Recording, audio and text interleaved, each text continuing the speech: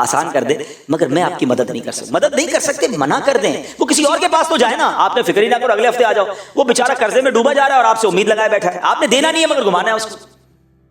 کام نہیں کر سکتے، منع کر دیں، کوئی اور چیز منع کر دیں، آسرے میں نہ رکھیں، گولی نہ دے کسی کو، بات کو آگے نہ بڑھائیں، اور بالکل اسی طرح وعدے پورے کریں۔ اب آگے چلتے ہیں، 5 کام ہو گئے، زیادہ کام نہیں ہوئے نا، اب آگے چلیں۔ اللہ فرماتا ہے پھر والذین هم علی صلاتهم یحافظون، پہلی آیت کیا تھی؟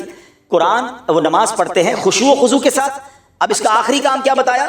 وہ جو اپنی نمازوں کی حفاظت کرتے ہیں، قضا نہیں کرتے، ٹائم پہ نماز پڑھتے ہیں۔ یعنی نماز کی اہمیت کتنی ہے کہ کامیاب لوگوں کی پہلی کیٹیگری بھی نماز، آخری کیٹیگری بھی نماز۔ ٹھیک ہے جناب، اب آئیے انعام کی باری آگے، دیٹس اٹ، یہی کام تھے، بہت بڑی لسٹ نہیں ہے، میں ریپیٹ کر دیتا ہوں، سب مل کے ریپیٹ کرتے ہیں۔ پہلا کیا تھا؟ نماز میں خشوع و خضوع۔ دوسرا کیا تھا؟ فضول باتوں سے بچنے کا ہے، ٹھیک ہے۔ تیسرا کیا تھا؟ زکوٰۃ ادا کرنی ہے۔ چوتھا کیا ہے؟ شرمگاہ کی حفاظت کرنی ہے۔ پانچواں کیا ہے؟ وعدے اور امانتیں پوری کرنی ہے۔ چھٹا کیا ہے؟ نماز کی حفاظت کرنی ہے۔ That's it, there is no big list, کوئی مجاہدات نہیں ہے کہ 2 سال کے لیے گھر چھوڑ دو۔ اب آؤ میں بتاتا ہوں انعام کیا ہے، انسینٹو کیا ہے۔ اللہ فرماتا ہے اولئک ھم الوارثون، فرمایا یہی لوگ وارث ہیں۔ اچھا کس پراپرٹی کے بھائی؟ کان کھڑے ہو گئے نا یار، ہم وارث بن گئے، پراپرٹی کون سی ہے جس کے وارث ہیں؟ اللہ اکبر۔ سنو وارث پتہ ہے کیا کس چیز کے ہیں؟ فرمایا الذین یرثون الفردوس، ہائے ہائے، فرمایا کہ یہ فردوس کی میراث پائیں گے۔ فردوس پتہ ہے کیا ہے؟ تمام جنتوں میں سب سے جو ٹاپ کیٹیگری کی جنت ہے نا، وہ فردوس ہے۔ نبی پاک فرماتے ہیں جب بھی رب سے دعا مانگا کرو جنت الفردوس کی دعا مانگا کرو، قبولیت کا وقت ہوگا تمہارے لیے جنت الفردوس لکھ دی جائے گی۔ اچھا اب ایک اور سوال ذہن میں آتا ہے، چلو یار فردوس کی میراث ملے گی مگر کتنے دن؟ بزنس کلاس میں کوئی سفر کرتا ہے، کوئی وی آئی پی لاؤنج میں چلا جاتا ہے، تھوڑی دیر کے لیے نا، فردوس تو سب سے ٹاپ جنت ہے، کتنے دن؟ آئے ہائے، آگے فرمایا ہم فیہا خالدون، وہ ہمیشہ ہمیشہ اس میں رہیں۔ جنت الفردوس ملنی ہے اور اس کی کوئی اینڈنگ نہیں ہے، بس آپ چلے گئے تو بس چلے گئے، موت بھی نہیں آنی نا۔ مجھے بتاؤ یار اس سے زیادہ آسان کوئی فارمولہ ہے؟ 6 کام کرنے ہیں، جنت اور اللہ کا وعدہ ہے، کوئی اور نہیں کہہ رہا، قرآن کہہ رہا ہے۔ تو آج میرے پیارے اسلامی بھائی، میں آپ کے پاس قرآن کا پیغام لے کر، میں بھی نیت کروں، آپ بھی نیت کریں، آج کے بعد کوئی نماز قضا نہیں کریں گے۔ الحمدللہ رب العالمین والصلاة والسلام علی سید الانبیاء والمرسلین، اللہم ربنا تقبل منا انک انت السمیع العلیم وتب علینا یا مولانا انک انت التواب الرحیم، اللہم ربنا آتنا فی الدنیا حسنۃ وفی الآخرۃ حسنۃ وقنا عذاب النار، یا رب البیت الطف فیما قضیت وابدل العسر یسر یا اللہ، یا اول الاولین یا آخر الاخرین یا ذی القوۃ المتین، یا راحم المساکین یا ارحم الراحمین، ارحمنا نحن الفقراء والمساکین۔ اے رب کریم ہم سب کا جمع ہونا اپنی بارگاہ میں قبول فرما، ہم سب کے تمام صغیرہ کبیرہ گناہوں کو معاف فرما، ہمارے ماں باپ کی اور نبی پاک علیہ الصلوۃ والسلام کی ساری امت کی بخشش فرما۔ اے اللہ جتنے بھائی آئے ہیں، ہاتھ اٹھے ہیں، تو سب کے نام بھی جانتا ہے، کام بھی جانتا ہے، ہم سب کی مشکلوں کو آسان کر دے۔ اے رات کے اندھیرے کو دن کے اجالے سے بدلنے والے، ہماری غموں کی رات کو خوشیوں کی صبح سے بدل دے، ہماری دکھوں کی رات کو سکھ کی صبح سے بدل دے، ہماری بیماری کی رات کو شفا کی صبح سے بدل دے، مدینہ طیبہ سے دوری کی رات کو صبح طیبہ سے بدل دے۔ اے کریم ہمیں 5 وقت کا نمازی بنا دے، نمازوں میں خشوع و خضوع بھی عطا فرما، فضول باتوں سے ہم سب کو محفوظ فرما، اپنی شرمگاہ اور اپنی زبان کی حفاظت کرنے کی توفیق عطا فرما، ہمیں وعدوں کا پابند بنا دے، ہمیں امین بنا دے۔ اے اللہ جنت الفردوس کے جن وارثوں کا ذکر تو نے سورہ مومنون میں فرمایا، کریم مولا ہمیں ان میں شامل فرما دے، بلا حساب جنت میں داخلہ ہم سب کا مقدر فرما۔ رب یسر ولا تعسر وتمم لنا بالخیر یا فتاح وبک نستعین وافوض امری الی اللہ ان اللہ بصیر بالعباد لا الہ الا انت سبحانک انی کنت من الظالمین۔ دعوت اسلامی کو ترقیاں اور عروج عطا فرما۔ صلی اللہ تعالی علی خیر خلقہ محمد وآلہ وصحبہ اجمعین برحمتک یا ارحم الراحمین بحق لا الہ الا اللہ محمد رسول ہو کر پھر زندہ ہو گئے۔ جی ہاں، یہ عجیب و غریب واقعہ قرآن پاک میں موجود ہے۔ آئیے توجہ کے ساتھ اس واقعے کو سنتے ہیں۔ حضرت ابراہیم خلیل اللہ علیہ نبینا علیہ الصلوۃ والسلام نے ایک مرتبہ خداوند قدوس کے دربار میں یہ عرض کیا کہ یا اللہ تو مجھے دکھا دے کہ تو مردوں کو کس طرح زندہ فرمائے گا۔ اللہ تعالیٰ نے فرمایا کہ اے ابراہیم کیا اس پر تمہارا ایمان نہیں ہے؟ تو آپ نے عرض کیا کہ کیوں نہیں، میں اس پر ایمان تو رکھتا ہوں، لیکن میری تمنا یہ ہے کہ اس منظر کو اپنی آنکھوں سے دیکھ لوں تاکہ میرے دل کو قرار آ جائے۔ تو اللہ تعالیٰ نے فرمایا کہ تم 4 پرندوں کو پالو، ان کو خوب کھلا پلا کر اچھی طرح ہلا ملا لو، پھر تم انہیں ذبح کر کے اور ان کا قیمہ بنا کر اپنے گرد و نواح کے چند پہاڑوں پر تھوڑا تھوڑا گوشت رکھ دو، پھر ان پرندوں کو پکارو تو وہ پرندے زندہ ہو کر دوڑتے ہوئے تمہارے پاس آ جائیں گے اور تم مردوں کے زندہ ہونے کا منظر اپنی آنکھوں سے دیکھ لو گے۔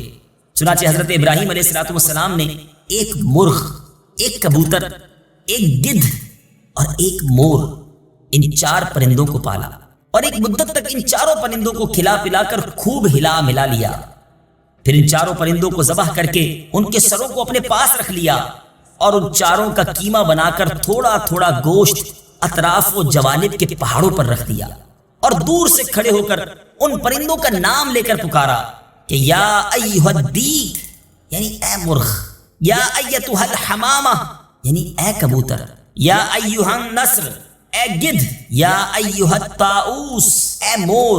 آپ کی پکار پر ایک دم پہاڑوں سے گوشت کا قیمہ اڑنا شروع ہو گیا اور ہر پرند کا گوشت پوشت ہڈی پر الگ ہو کر 4 پرند تیار ہو گئے، اور وہ 4 پرندے جو تھے بلا سروں کے، جی ہاں سر تو حضرت ابراہیم علیہ السلام کے پاس تھے، تو وہ 4 پرندے بلا سر کے دوڑتے ہوئے حضرت ابراہیم علیہ السلام کے پاس آ گئے اور اپنے سروں سے جڑ کر پھر دانہ چگنے لگے اور اپنی اپنی بولیاں بولنے لگے، اور حضرت ابراہیم علیہ السلام نے اپنی آنکھوں سے مردوں کے زندہ ہونے کا منظر دیکھ لیا اور ان کے دل کو اطمینان و قرار مل گیا۔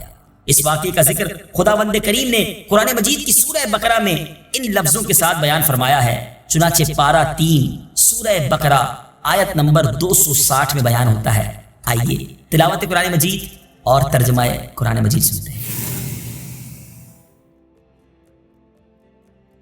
وَإِذْ قَالَ إِبْرَاهِيمُ رَبِّ أَرِنِي كَيْفَ تُحْيِي الْمَوْتَى قَالَ أَوَلَمْ تُؤْمِنْ قال بلى ولكن ليطمئن قلبي قال فخذ 4 من الطير فصرهن إليك ثم اجعل على كل جبل منهن جزءا ثم ادعهن يأتينك سعيا وَاعْلَمْ أَنَّ اللَّهَ عَزِيزٌ حَكِيمٌ۔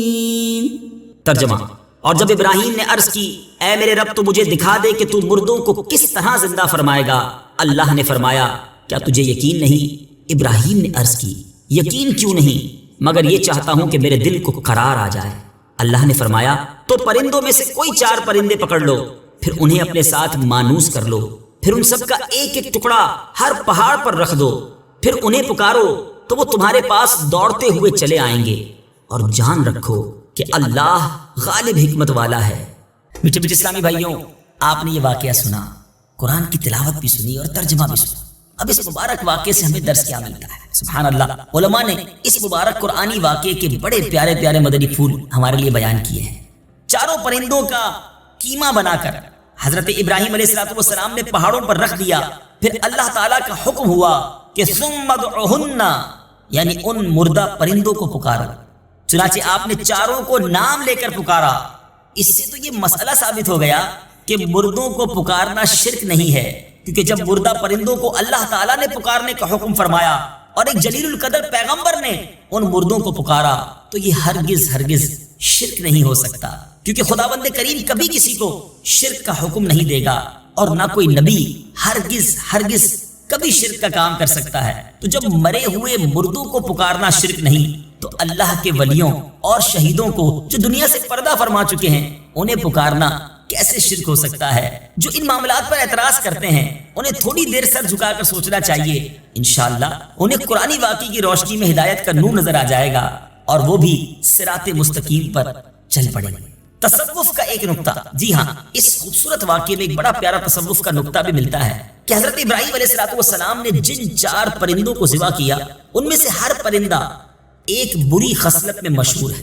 مثلا مور کو اپنی شکل و صورت کی خوبصورتی پر گھمنڈ رہتا ہے، اور مرغ میں کثرت شہوت کی بری خصلت ہے، اور گدھ میں حرص اور لالچ کی بری عادت ہے، اور کبوتر کو اپنی بلند پروازی اور اونچی اڑان پر غرور ہوتا ہے۔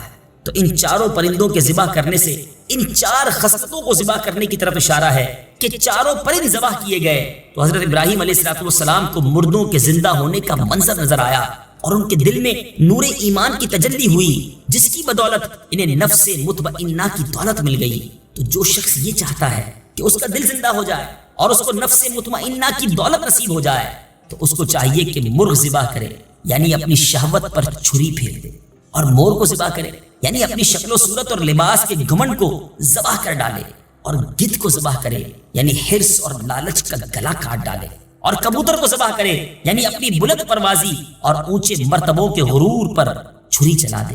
اور اگر کوئی ان چاروں بری خصلتوں کو ذبح کر ڈالے گا تو انشاءاللہ عز و جل وہ اپنے دل کے زندہ ہونے کا منظر اپنی آنکھوں سے دیکھ لے گا اور اس کو نفس مطمئنہ کی سرفرازی کا شرف حاصل ہو جائے۔ اللہ مجھے بھی اور آپ کو بھی ان بری خصلتوں سے محفوظ فرمائے۔ انشاءاللہ عز و جل اگلے ویڈیو کے لیے